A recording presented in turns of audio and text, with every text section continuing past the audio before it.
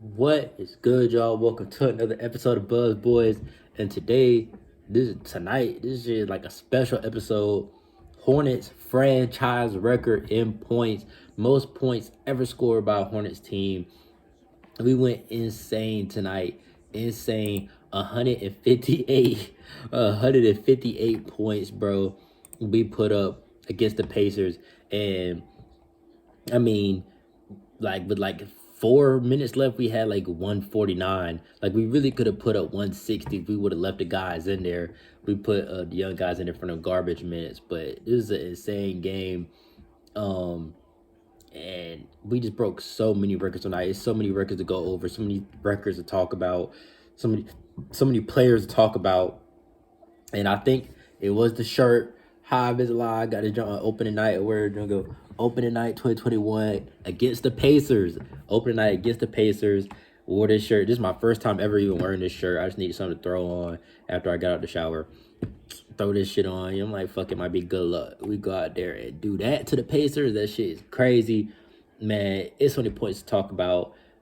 Really, literally a lot of points to talk about. 158 of them to be exact, but I'm gonna just get right into it. Kelly Oubre sets the franchise record for points off the bench. His own record that he set earlier this year with 35. He breaks it again with 39 points tonight off the bench.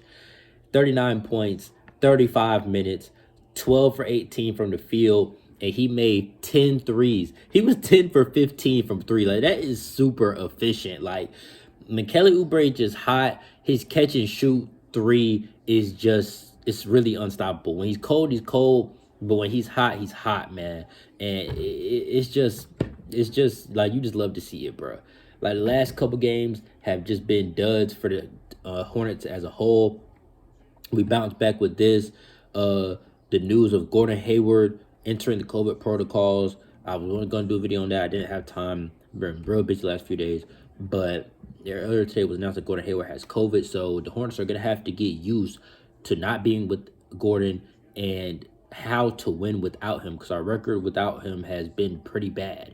I think we're like 7-19 or some shit. So, we're going to have to learn how to win without Gordon Hayward. And tonight was an excellent start. Book Knight stepped up. He had 13 points tonight, 4 for 14. Wasn't as efficient as he was last night against the Raptors. He had 18 points. I think he was 6 for 11. Very, very, very efficient. I couldn't touch on that last night because I was busy. Once again, just a lot going on. Yeah, my shoe store got robbed. So I just been doing a lot of spreadsheets, inventory sheets. I'll put the GoFundMe down in the description if you guys want to donate to one of one boutique. But back to something that makes me happy. Back to the Hornets. Kelly Oubre breaks own record off the bench. LaMelo Ball gets his 4th career triple-double, 29 points, 13 assists, 10 rebounds. Just insane. He was a plus 45 tonight. He was a plus 45, and he played 38 minutes. He played the most minutes out of everybody. So, saying nobody can complain about Borrego tonight not playing LaMelo, because he played plenty of minutes and he let him get his triple-double. He was 3 for 4 from 3, 75%. Just efficient all across the board. And I was about to say he only had 1 turnover, but he had 4. I was looking at Kelly Oubre. He had 4 turnovers, but still. Beautiful game, bro. 29, 13, and 10. Just all over the place, for real. All over the place. And then Terry Rozier, he still gives you 26 for 12, 4 for 8 from 3. He was 50% from the floor, 50% from 3. And he only played 28 minutes. He didn't play that much, really, in that second half. He got us going in the first quarter. Or I believe he had... maybe it was second. No, yeah, it was the first quarter. I think he had like 9 points in the first quarter to get us going. So, he did his thing. Even Mason Plumlee was a plus 26 tonight. 7 points, 6 assists. You know what I'm saying? And that's one thing I do give props to Plumlee about. He is a good passer for his position. But, man, it's just so much touch hole, bro.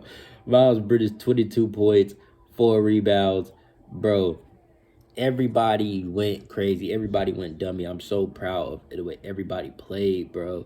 Like, it was just insane. So many records. We broke the record for most points through 3 quarters. We had 113 points going into the fourth quarter. So that's what I was looking like, dude. We could really score 150, and we did score 158.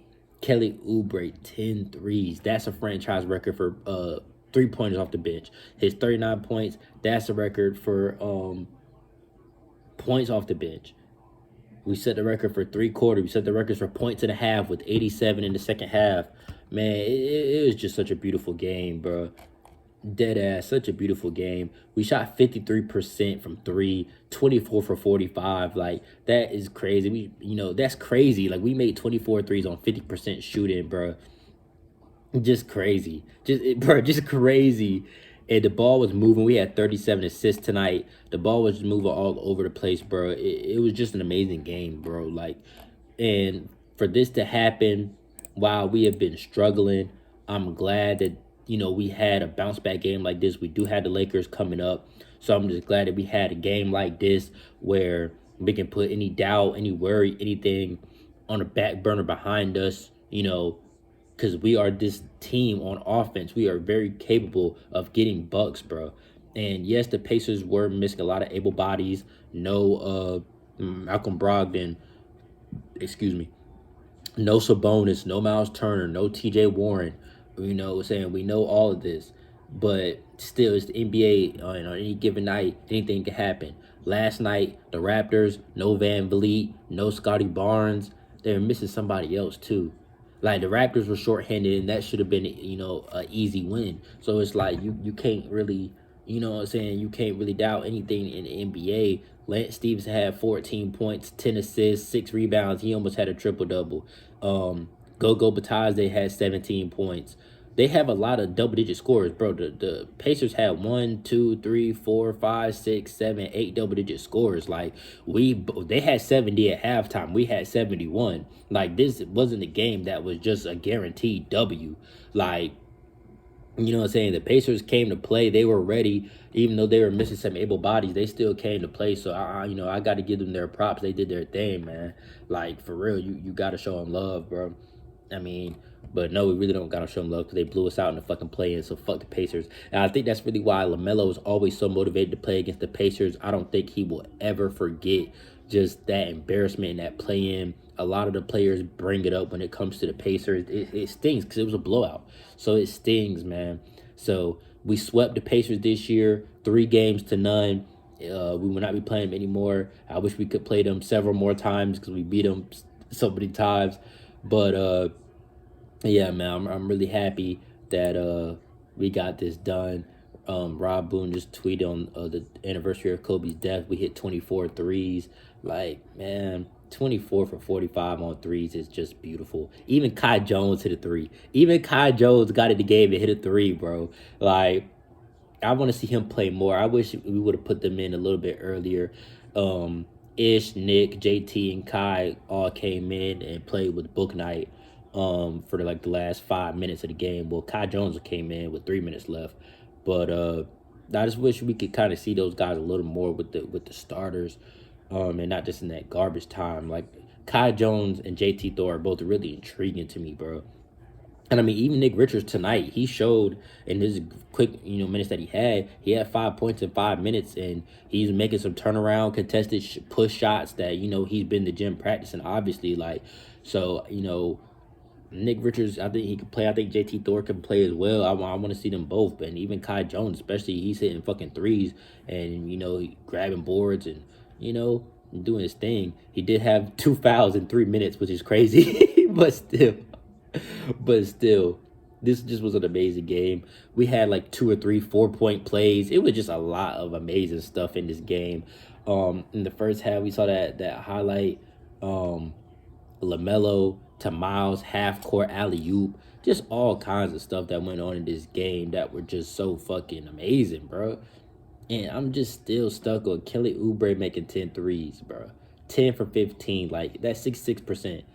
12 for 18 from the field, that's 66%. LaMelo was 68% from the field, 11 for 16, with a triple-double, a 30-point triple-double at that.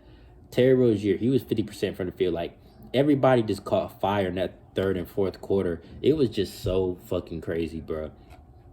And I gotta get the quarter by quarter breakdown, bro. Cause give me what I want. Like, bro, we scored 30. First off, I'm happy that we scored 30 points in every quarter. Even in the first quarter, we had 33. The only problem was we let them score 36. So the defense was lacking in that first half. I mean, the Pacers still had 120, 126. Like, that's bad. That's bad to give up 126, almost 130 in a game. It's just our offense, like, bro, just outscore people, bro. And this is the first time this many points has been scored in a game since the All-Star game last year when Team LeBron had 170. Like, nobody's putting up 158. That's not normal, bro. I think this is the third highest scoring game in NBA history. I think the Rockets and Wizards had a game last year where it was 159 to 158. And then the Denver Nuggets had a game back in like 2006 or some shit where they had like 160 something. So this is like the third highest point total ever. But 33 points in the first quarter, 38 in the second quarter, 42 in the third quarter. And that's really where the tide turned, where it's like the Pacers just couldn't keep up. The Pacers had 70 at halftime, bro. And then we hold them to 24 in the third quarter while we score 42. And that's where the game got blew open because we were playing both sides of the ball. And that is really what's going to separate. That's what's going to separate stuff for us when it comes to the Hornets winning games against good teams. Can we be a two-way team and play defense? Play decent defense. Like, literally just play average defense. Our scoring is going to take care of the rest. If we can just play average defense, like, right now, our defense is like 26th in the NBA or some shit. Now, the past few weeks we've been top 5 in defense. So it's like, we have to replicate what's been going on the past few weeks outside of the Hawks and Raptors game. We're still 8-for-11 in our last, 8. We've had 8 wins in our last 11 games. In our last 11 games, we've had 8 wins. So it's like we're still hot. We're still doing what we need to do. It's just we had a couple of clunkers. You feel me? It happens. Gordon Hayward out. Just trying to figure out how to play without him. Shit happens, man. No Jay McDaniels. So it's just certain shit. When guys that have been in the rotation basically all year, just all of a sudden are both gone. You have to kind of figure out, okay, what's going to work to replace that production. Especially somebody like Jay McDaniels can switch 1 through 5 defensively and stuff like that. Gordon Hayward, somebody who, that guy averages 17, 18 points and is the veteran of the team. So that presence being gone is something that you have to get used to and accustomed to. And it took a couple games for us to do that. And, now it seems to be back on track. And hopefully we can get a dub against these Lakers because it's going to be on ESPN national television. Last week, maybe a few days ago, they changed it. They changed tip-off from 7 to 7:30, and they changed it from, a local broadcasted game to an ESPN game. So it's like the Hornets are starting to get this national attention, and it's like hopefully we can back this shit up for real. And then we had the Clippers after that. So, this is our chance to really show the NBA we're real deal.